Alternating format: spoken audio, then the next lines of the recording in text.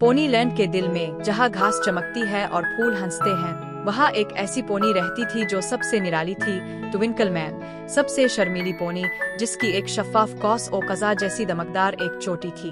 ट्विंकलमैन जगमगाते फूलों को पानी दे रही है, जबकि दूसरी पोनीज हुआ में अलिफा रही हैं। पक्सी पफ खुशी से अलिफाती हुए, ट्विंकल हुआ ने मुझे एक राज बताया है तुम्हारे बारे में। ट्विंकलमैन घबरा कर, राज?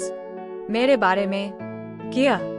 पक्सी पफ, लोग कहते हैं कि तुम सबसे खूबसूरत पोनी हो, क्योंकि तुम्हारे अंदर एक जादू छुपा हुआ है जो कभी क्वीन स्टारडस्ट ने बख्शा था। पक्षी एक पुराने अलिफाती हुए नक्शे को एक मूनबेरी झाड़ी से निकालती है।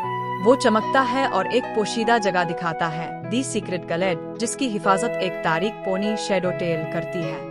लेकिन इस सच को जानने के लिए ट्विंकल और पक्षी को कैंडी क्लाउड गारों से गुजरना होगा, हंसते आयल को पार करना होगा और हंसते ग्नूमस के पहेली से बचना होगा।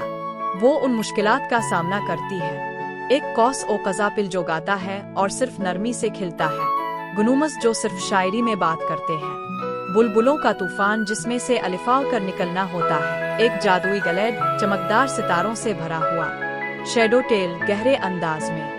सिर्फ वो पोनी यहाँ से गुजर सकती है जिसका दिल सबसे पाक हो। मुझे अपने अंदर की खूबसूरती दिखाओ। ट्विंकलमैन आंखें बंद करते हुए, मैं शायद खामोश हूँ, लेकिन हर फूल, हर बादल और हर दोस्त से मोहब्बत करती हूँ। इसके जिस्म से कौस ओ कज़ा की रोशनी निकलती है। शैडोटेल मुस्कुराते हुए, तो तुम्हारे अंदर वो राज पहले ही मौजूद है।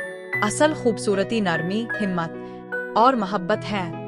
मलिका स्टारडस्ट चमकते सितारों की रोशनी में जाहिर होती है। क्वीन स्टारडस्ट, बहुत वक्त पहले मैंने एक पोनी को अंदर की खूबसूरती का नूर अता किया था। वो पोनी तुम हो, ट्विंकलमैन। तुम्हारी खूबसूरती तुम्हारे बालों में नहीं, तुम्हारे दिल में है। ट्विंकलमैन वापस आती है, इसकी कौस ओ कज़ा जैसी दमकदार चोटी अब जादू से चमक रही है।